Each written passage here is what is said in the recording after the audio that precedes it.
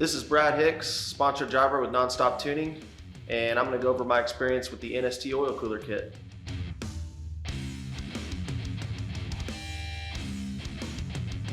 Since installing the kit, I've done over 50 events plus some street driving.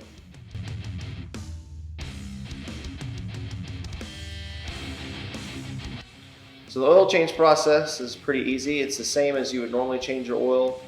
What's nice is NST offers the longer lines because this is the relocation kit, as well as the oil cooler kit. So with that being said, you can put, there's enough line there that you can put the oil filter in pretty much any location in the engine bay that you want. So I have mine up top, but I have it mounted with some thick zip ties.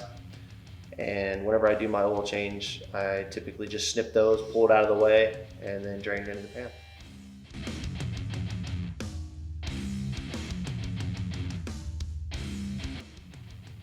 Since I've installed the kit, haven't had any issues, haven't had to mess with the fittings or anything like that. Installation was super easy. Like I said, I've done quite a few events with it. It's taken a good amount of abuse. It's been tapped and it still works perfectly fine.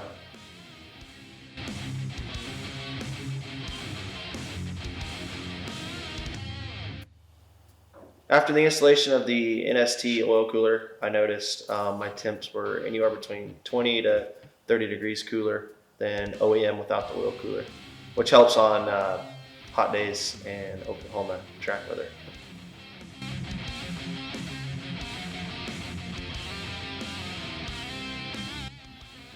One thing to keep in mind is that this kit is actually designed for multiple vehicles, so it comes with different fittings and stuff like that, which you'll see in the installation video.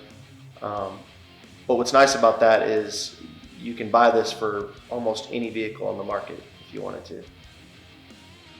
Be sure and check out nonstoptuning.com for all your track and street performance needs.